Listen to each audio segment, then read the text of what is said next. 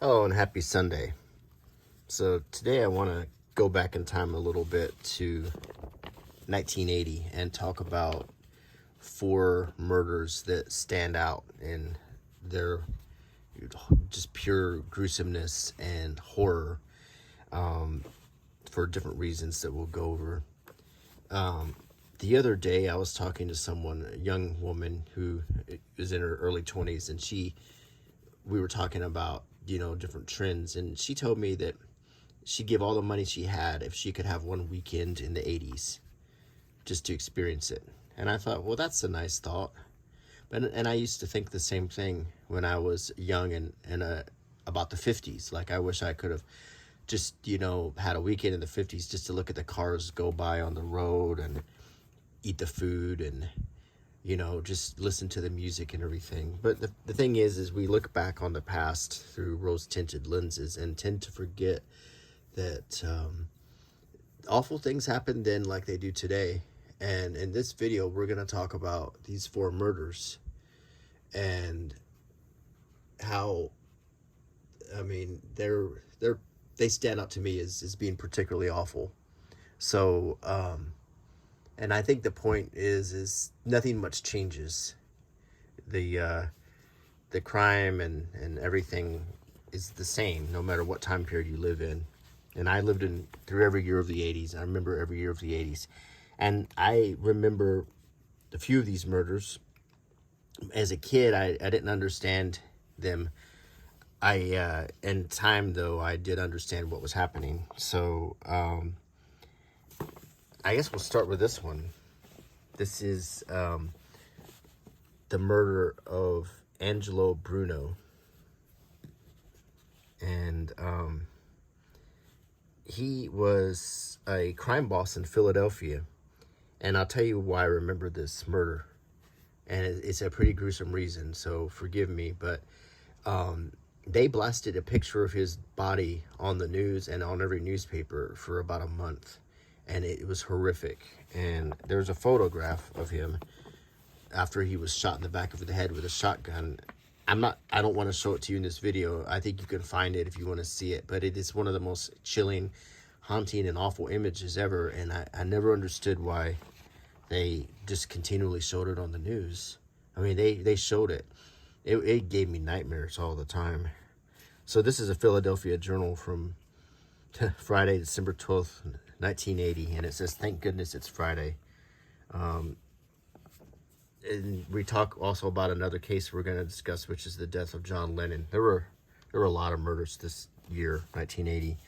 I'm going to turn the page, and I'm going to sort of censor the image that's right here with this cover from Newsweek, because it's such an awful murder. And I don't want to show you that picture, but if you want to see it for some reason, you can Google it. It says, "Bruno's driver alive and in jail. The man who police say set up the execution of docile Don Angelo Bruno was in Baltimore jail last night, held in $1 million bail on a federal perjury warrant after his arrest by FBI agents. John Stanfa, 39, who is also the sole survivor of secret mob meetings conducted by Bruno loyalists in the wake of the March 21 shotgun hit, was with several other prisoners in the receiving cell block," Guard Major Kirkwood Wyatt said last night. "If they put anything on his commitment indicating protective custody, my sergeant downstairs would have told me about it." So, who killed Bruno? It was believed to be his consigliere, who himself was found dead a few weeks later. And this turned into a big mob war. And there was another boss that took over the family. He ended up getting killed. I think his name was Testa. It was just a big, awful crime period in Philadelphia during that time. Yeah, Chicken Man Testa was the new leader, and he was shot dead and dumped behind a South Philadelphia five and dime store. So and they also, the mafia guys, had kidnapped and tortured anyone connected to this. The whole deal was is you weren't supposed to kill a made guy without permission. So we're going to turn the page here.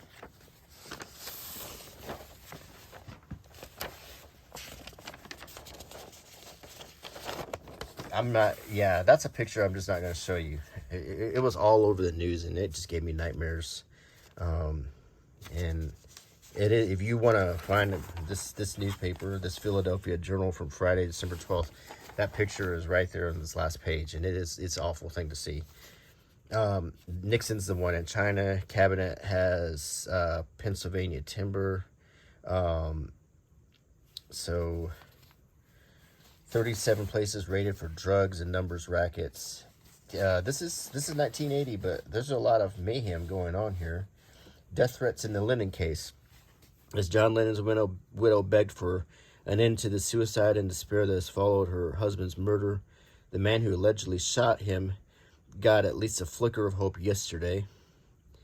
And we're going to get into that case. Here's a picture of Lennon in repose.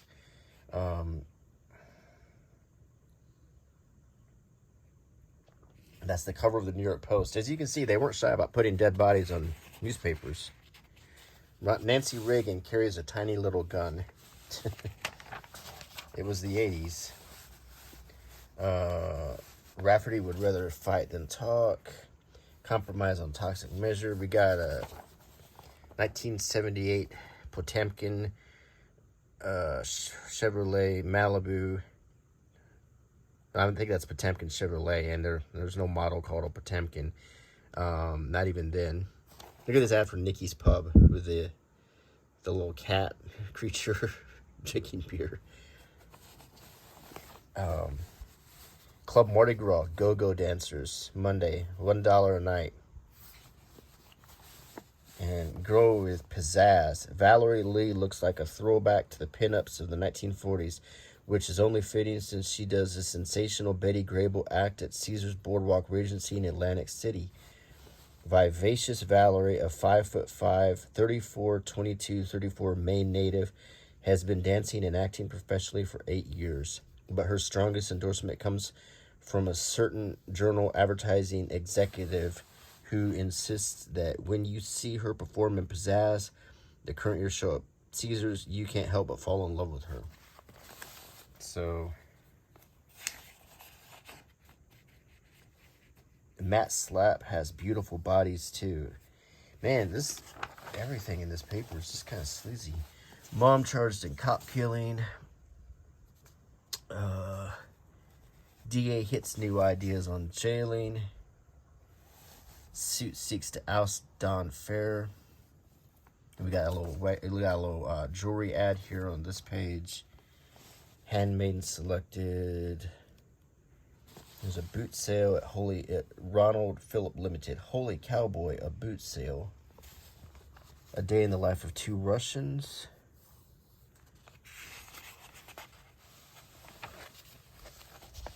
U.S. lends hand in Italy. Italian mayor blown away after quake relief criticism. The mayor of an Italian town near Naples was shot dead by the mafia or terrorists yesterday in the wake of criticism that he had fouled up earthquake relief efforts.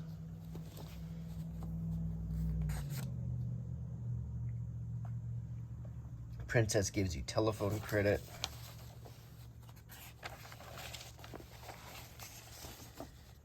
From the new kid on the block, may three dragons smile. TGIF Ray Stewart.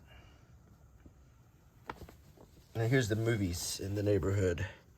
You could watch For Love of Pleasure and Weekend Fantasies at Art Holiday. Those look like two porn movies.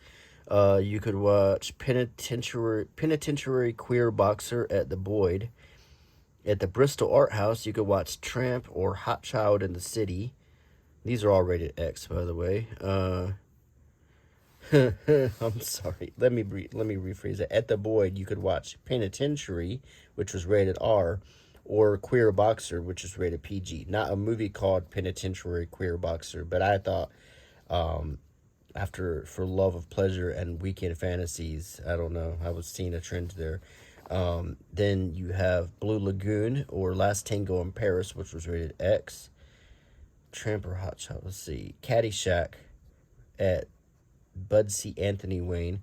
At the Budco Barn, there's Hopscotch, Last Tango in Paris, Flash Gordon, Terror Train, and Stir Crazy. At the Budco Bryn Mawr, there's Le Cage au Faux, the birdcage. The La Cage Folle, The Great Santini, Last Tango, Boogeyman, Private Benjamin, Song of the South, Flash Gordon, Popeye, Elephant Man, Alligator, Airplane, Fantasia, Coast to Coast. See, they also showed old Disney movies. Ordinary People, Smoking the Bandit Part 2, Urban Cowboy, Brubaker, The Blues Brothers, Divine Madness, and My Bodyguard.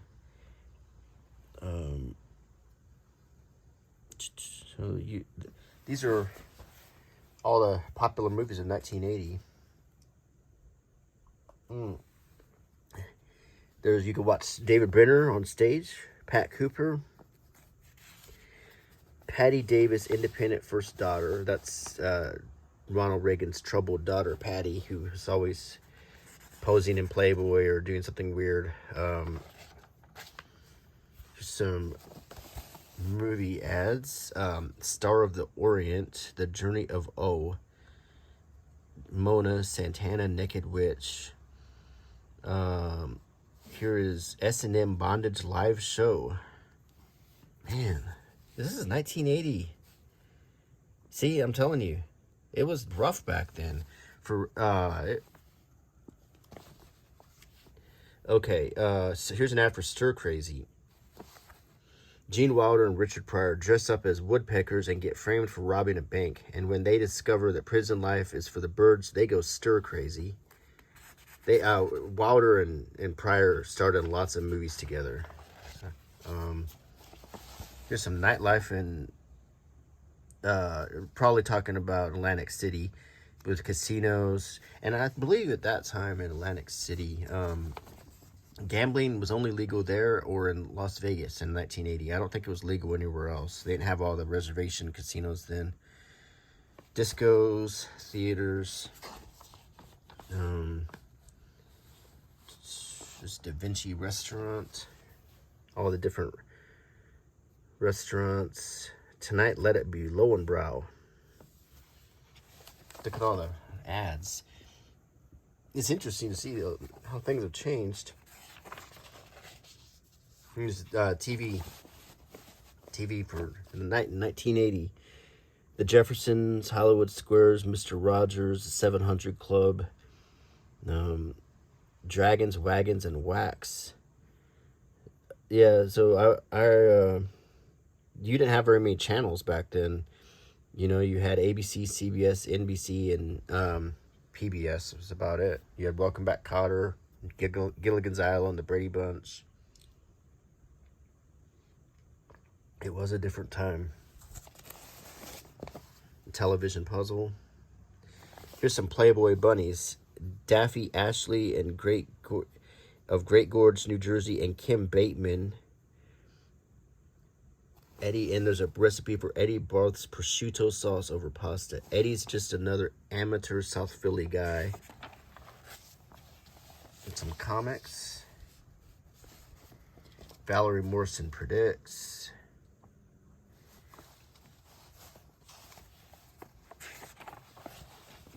Here's some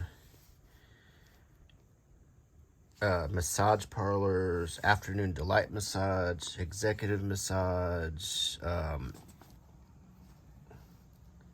This ad just says Laura is back, and it has a number. Talented and resourceful escort Colette. These are escort ads from 1980. This was prostitution. I mean, they just put it right there on the paper. Female escort service, RJ's. I mean, this is 1980. 1980 was just as sleazy as any other decade, any other year. And as you can see, this is just chock full of ads for escorts and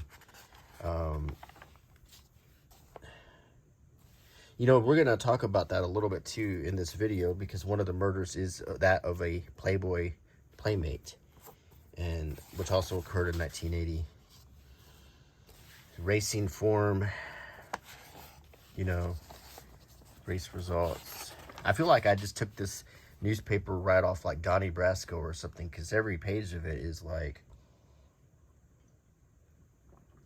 sleazy vices and gambling and we got your sports, probably all for the purposes of gambling. I don't know if anyone even watched sports just for the joy of the game at this point. Here's some ads for that 1980s fashion, ties and pants, to collect football helmets, a standing board.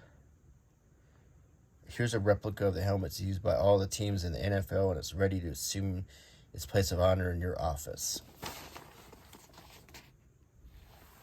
It's a Ford dealership.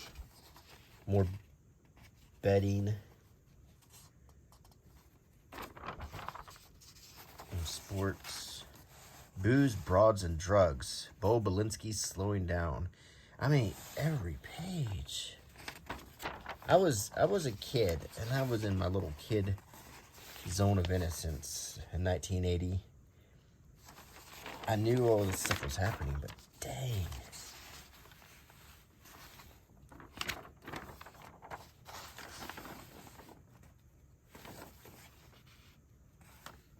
Okay.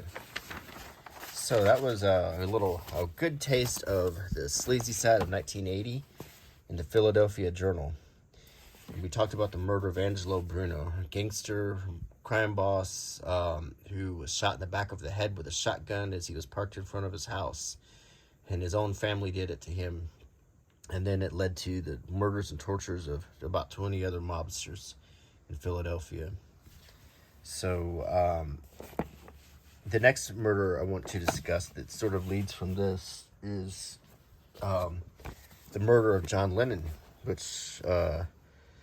this is a December 12th Philadelphia Journal. This is a December 22nd Newsweek. So this was all kind of at the same time. But now I don't really remember Angelo Bruno's murder, but other than the pictures. I didn't know who it was, but I remember the picture all the time. And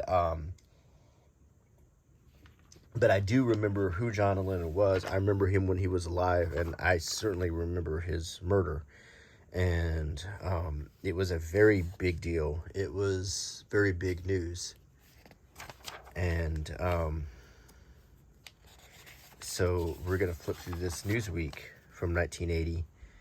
And we'll see some stuff from the 80s and some pictures, Save the Children and Moscow Olympics.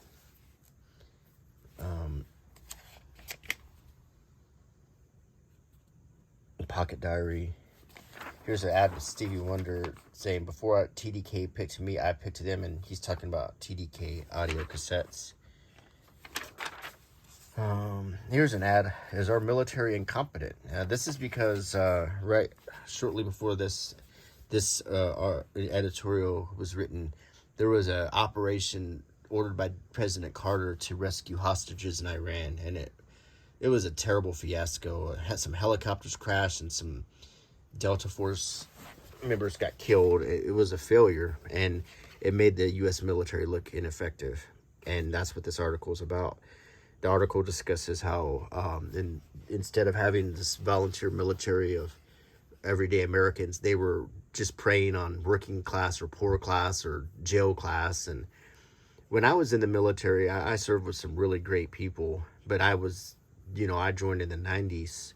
This was 1980, and I think there was a lot of discussion about how recruiting needed to be changed.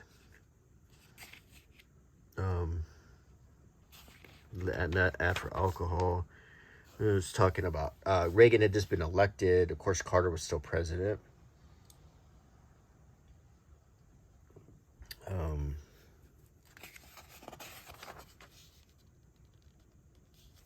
And then, Nancy wanted the Carters to go ahead and get out of the White House. I remember that because Nancy wanted to go in and redecorate, and the Carters like, we all still live here.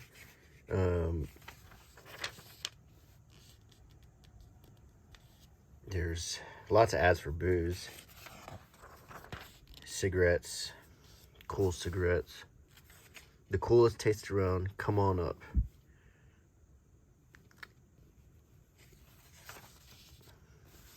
Ford Escort, the new road car, the Ford Escort.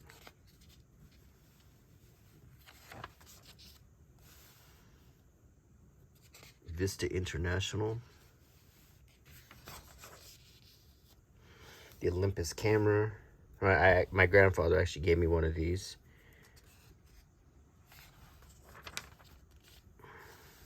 It's Afro Winston cigarettes. Someone left a comment on my cigarette card video the other day saying you shouldn't smoke cigarettes, and I agree with that. But when I do my videos about cigarette cards, I'm not promoting smoking cigarettes. All of those cigarette cards are 100 years old. They don't put them in cigarettes anymore, to my knowledge. So I hope no one got the impression that I promote smoking. That video was about the picture cards that were in cigarettes. So, but sometimes I'm not exactly sure people watch my whole videos. They just look at the thumbnail, maybe. Here's Death of a Beatle, the death of John Lennon. What happened was this guy named Mark Chapman. He was a guy who used to really love John Lennon. He was a Beatles fan. He dressed like John Lennon. He even married a Japanese wife because John Lennon married a Japanese wife. That's exactly why he married her. Well, at some point he had some kind of major life change, and he decided that John Lennon was the reason for all of the evil in the world. And he cut off his mop top hair, and then he went to New York. He got John Lennon to sign a copy of his latest album, and then he turned around and shot him. And there's a picture. He shot him in the back as John Lennon was running into the Dakota apartment building where he lived. And then when they found him, he was sitting there with a copy of The Catcher in the Rye, the book by Salinger, and we still don't exactly know why he did it. This article tries to explain a little bit about Mark Chapman. There's a picture of his wife. There's a picture of the handgun he used. How he went from being this Beatle-loving, cool kid who was actually quite talented. If you read about him, he was actually a hardworking, talented man. He had some kind of mental breakdown. It doesn't make a whole lot of sense why he did it, but there is a little trivia. I'll tell you. They made a movie about the Beatles a few years after the death of John Lennon, and the actor who looked like John Lennon the most was an actor named Mark Chapman. And Yoko Ono said, I will not have that man play my husband because of the name, which is kind of sad because he would go on to portray John Lennon in other movies. But at the same time, I know where Yoko's coming from because that would probably be a constant reminder. Merry Christmas from Marlboro Country, and the ad, kind of like Budweiser, they wanted to embrace coming in from the cold and into flavor country, you know. Lots of booze ads. So more about the Beatles. This is when they were more clean cut and wore ties, and then, of course, they went into their wacky hippie phase, and there's only two Beatles left now, Paul McCartney and Ringo Starr, and they were arguably the most popular rock band of the latter half of the 20th century.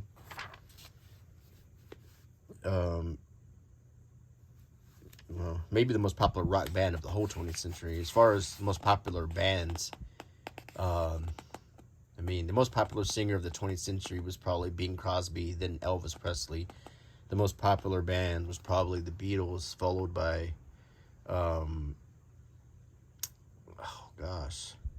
that's a good one. Maybe the Rolling Stones. And this is pictures from John Lennon's life, where he would try to look like a 50s Elvis or James Dean type in that picture. They were big Buddy Holly fans, and that's why they wore the black suit and tie. Then, as they moved on, they got more and more strange. They even had a rumor that Paul McCartney had died.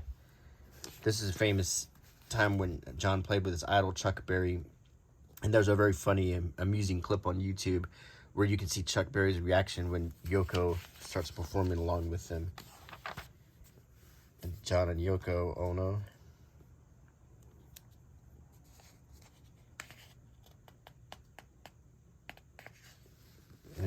And here's a political cartoon. It has the newspaper stand that says John Lennon shot dead, and the handgun lobbyist is like, another victory in the tenacious defense of our precious American freedoms. Gun control, and they were talking about it all the way back then. Every time there's a prominent shooting, they talk about it, and nothing's new. And I think the whole point of this video for tonight is to show that, yeah, I got to thinking when I had that conversation, why would someone want to go back to 1980? There was nothing about it that was any better than now. I mean, we go through dumb cultural periods all the time. And I know right now we're in a weird cultural period, but it's changing.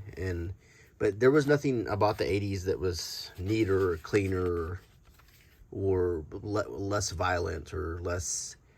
It just kind of depended on where you lived, and you could be living in a clean place, or you could be doing that now, or you could be living in a lousy place. There's an ad for a movie called The Formula, which I've never even heard of, with Marlon Brando and George C. Scott. Another booze ad. This shows the Ayatollah Khomeini, days I have until I have to deal with Reagan. And at that time, Carter was widely considered a weak president. And I'm saying how the consensus was. I'm not, saying my opinion per se. I'm not going to expose my political opinions in these videos, but that was how it was, and that's one of the reasons Reagan got elected. Ad for an old phone. Seagram 7. And more cigarettes. People did smoke a lot in 1980. Many, many, many times. I would come home after we would eat out at a restaurant, and I had breathed in so much cigarette smoke that I would just felt sick. I used to dread eating out as a kid when we would go to eat out. My parents didn't even smoke. It was the fact that many times, you couldn't avoid it. I mean, there'd be dudes in there smoking pipes and stuff. And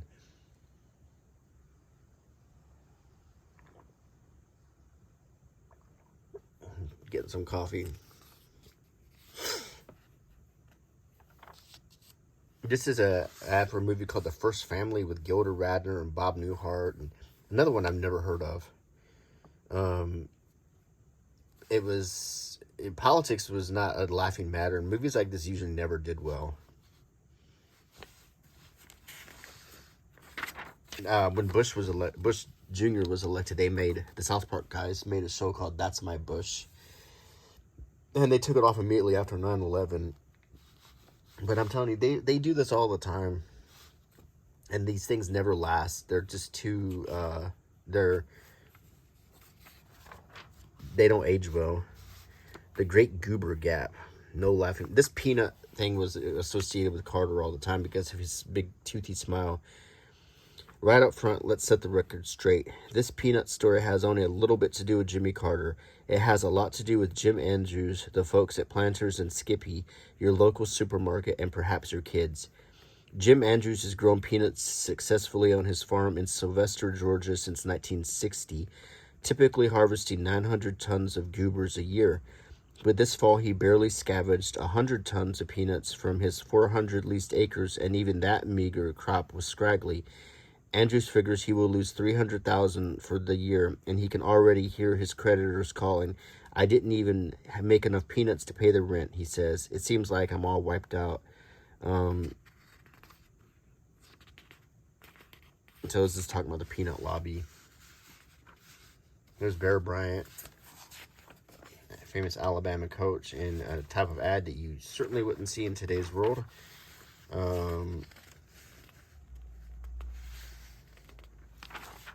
Now, I don't want you to take from this video that I hated the 80s either. I didn't at all. I enjoyed living through it, and I enjoyed reminiscing about it. All I'm saying, though, is no matter what time you're living in, it's human nature for us to reminisce about the past as if it was somehow better. But I hope that looking at all this first-hand primary source will show you that things were very similar, just in different, similar but different. Here's reviews of Popeye, the box office bomb starring Robin Williams as Popeye the Sailor and starring Shelley Duvall as Olive Oil. An ad for 9 to 5 with Jane Fonda, Lily Tomlin, and Dolly Parton, which was hugely popular when it came out. This movie was a bomb, and when it came out, people hated it. Because I remember, I don't remember this Roman Polanski movie, Tess of D'Arborville's. I don't remember that.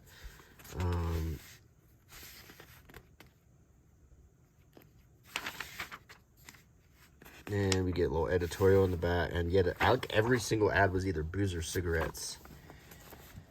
The next murder I want to talk about is also 1980.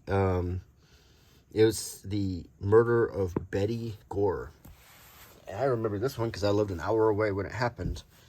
And this is a 1984 Texas Monthly discussing the murder. So we're 4 years after 1980, but the crime occurred in 1980, and it was extremely controversial, particularly because of what happened in the end. It was a pretty terrible crime, but basically, long story short, these two church ladies, Betty Gore and Candy Montgomery, they went to church together with their husbands, and they were all friends in this little affluent suburb of Dallas, which was about, like I said, about an hour away from where I lived. And Candy decided to have an affair with Betty's husband, and he went along with it, and they started hanging out in sleazy motels, and they had their affair, and then they ended it, and Candy moved on to someone else. And Alan, her husband, Betty's husband, decided to go back with his wife and, be there for the family. He had a kid on the way and stuff, and they just moved on. They thought life had gone on without them. And then one day, Candy comes to Betty's house to pick up some stuff because Candy was babysitting Betty's daughter because Betty just had a baby. And Betty and Candy, we don't know what happened at this point, but somehow they got in a big fight. And it was probably over the fact that Candy had been sleeping with Betty's husband. So an axe got involved. It was the axe that the Gores had in their garage. And Candy got nicked a few times, but poor Betty got whacked 40 times. She was completely unrecognizable. It was a awful case of overkill. One theory, and this is my theory about what happened. This is just my theory. I obviously wasn't there. I was an hour away. But I think what happened is they were struggling with the axe, and Candy hit Betty really hard and may have fatally hit her, or hit her to a point where she knew that she was going to be going to prison. She panicked. She went into the living room and she saw an open newspaper ad on the table for The Shining. And it made her think of axe murderers and random crimes. So she decided to go in there and make it look like a major murderer had done it. She made an axe murder scene to maybe take attention away from her, so it wouldn't look like something a nice church lady would do. That's what I think happened. I think she tried to create a scene that maybe it was a big axe murder. I don't know. Her version of the events is that Betty had attacked her and they struggled, and then she got the axe away, and she just panicked, and Betty did something that triggered a childhood memory, and she lost her mind, and then, you know, attacked her, and I'm not sure if I buy that. Be careful what I say, because Candy Montgomery's still alive out there somewhere. They're all of the people except Betty are still alive. I don't know what happened. All I know is, in the end, the jury found her not guilty. And a lot of people thought that was a miscarriage of justice. Now, here's the article about it. It's called Love and Death, and they actually made a TV show on HBO, I think, called Love and Death. And this is written by John Bloom and Jim Atkinson. If John Bloom sounds familiar, it's because he was also a character called Joe Bob Briggs, who introduced bad movies on TV in the 80s. So John Bloom and Joe Bob Briggs are the same person. This artwork shows the two dogs outside. These are Betty's two dogs, and Betty wearing her yellow top and red shorts as Candy stands over her after having just chopped her up. This is a very accurate piece of artwork.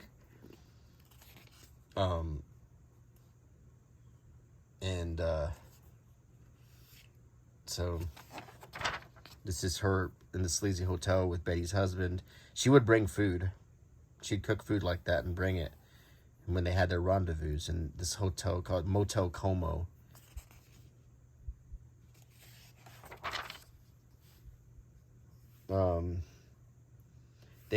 This is showing poor Betty and her husband doing something before the murder called marriage encounter, where they're trying to repair their marriage. I don't know if Betty knew about the affair or not, but she knew that their marriage was in trouble, and she was desperately trying to work on the marriage, which makes the whole thing sad. So that's the article continues on page 142. We'll get to it.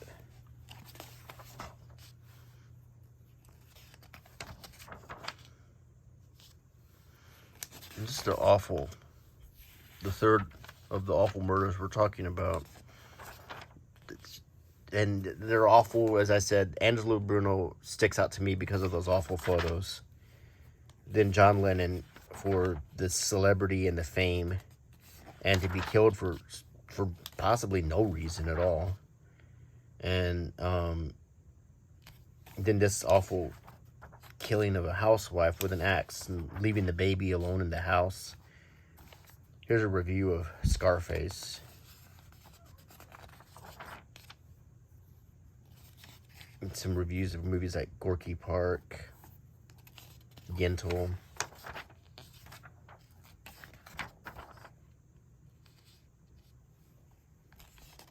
The Last of the Red Hot Lovers.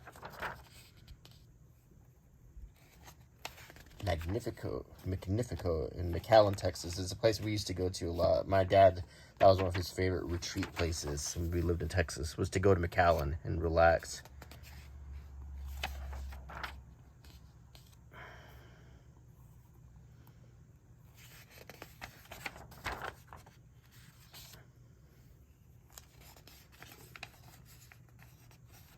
And this is more of the article. Actually, the article continued on this page, and all of this is more of the article talking about it. It's a really awful case. In the months to come, Alan and Candy would joke about their room at the Como. Candy always said it smelled like old money. The sleaziness of the place was what made it so illicit and so much fun. The room was little more than a cubicle, 10 by 10 at the most, done in a tattered harvest gold. The curtains were drooping and frayed. The shag carpet was matted like dirty hair. The bathroom had fake terrazzo flooring. The faucet leaked, and the only furnishings other than the bed were a tiny vanity, a TV set, and 2 captain's chairs with imitation leather cushions. This is so gross, and it's you just think the things that people do, the situations that people get themselves into that end up causing such awful outcomes. It's sad. It really is.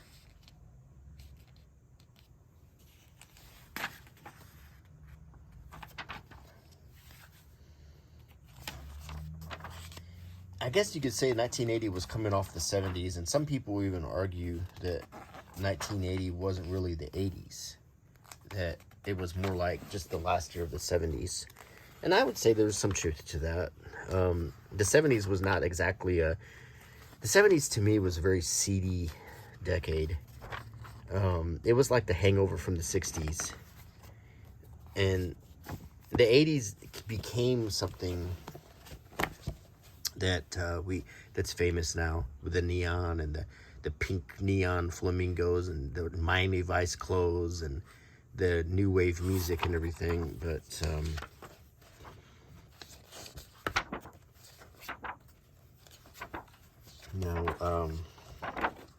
this next case we're going to talk about, it's the last one, and I remember this. It was a little bit in the news, but I mostly remember it because right after this happened, almost as fast as you could blink, they made 2 movies about it.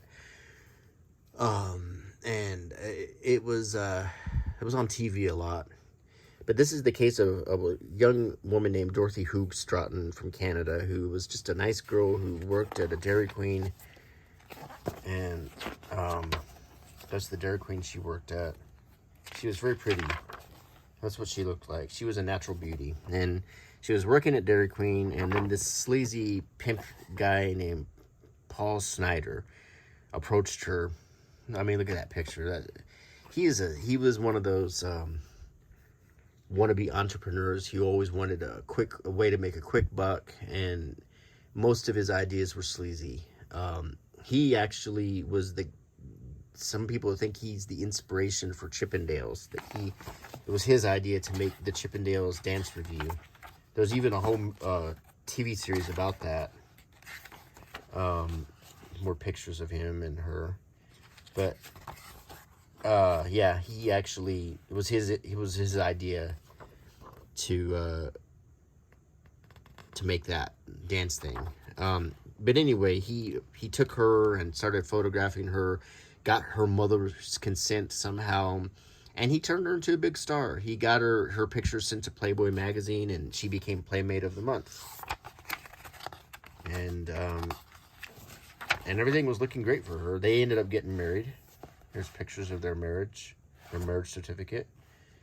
You know, he loved to show her off. And I'm going to kind of censor that picture a little bit. She's holding her centerfold. She looks very happy about it and everything. But then what happened is, he was a sleaze bucket, and she knew it. And she was becoming a respected celebrity. She started getting guest spots on Buck Rogers. Then she got her own movie, Galaxina, a sci-fi movie. Then she met film director Peter Bogdanovich, this guy. And he started wanting to cast her in serious movies. He wanted to turn her from just a Playboy centerfold into a true star. And she might have actually done it. She had the potential. She was tall and beautiful. But Paul Snider was jealous. And when she separated to start dating Peter Bogdanovich, he became more and more jealous. And she felt sorry for him. So she went back to his place where he was living with 2 roommates. And she loaned him $1,000. And he repaid the favor back by killing her right there with a shotgun. And then killing himself. And just one of the most awful crime scenes ever. They ended up using the same house to film the movie Star 80. That was about him, starring Eric Roberts playing him. Star 80 was what was on his vanity plate on his car. He envisioned himself as being a star. And that's her and Bogdanovich. So she died, and, in a horrible, horrible way, in this little tiny house that's still standing. There's her grave. And then Peter Bogdanovich went on and started dating her sister, just to, keep the sleaze factor alive, because that's what that whole city of Los Angeles was like. So this poor little sweet girl from Canada who was working at Dairy Queen went from that nice little idyllic life to ending up in the ground when she was only 19 or 20 years old. So just a horrible, horrible murder. And I guess I would just close the video with that. That's what 1980, those were just 4 of the many murders that happened, but all 4 of these were particularly gruesome and awful. And it sort of tells you that there is no magical time to live in. I've wanted to live in different time periods and experience it, but you know, you will find that they were all the same, and the same kind of human awfulness that causes the suffering that we have all the time. So anyway, that was 4 gruesome murders of 1980. I hope you enjoyed the video, and I'll be back next week. And I believe I'm going to do a Pokemon video coming up, and I'm going to be discussing Elizabeth Bathory, where I went to Slovakia to visit her castle. So I hope you'll be there for those, and until next time, bye.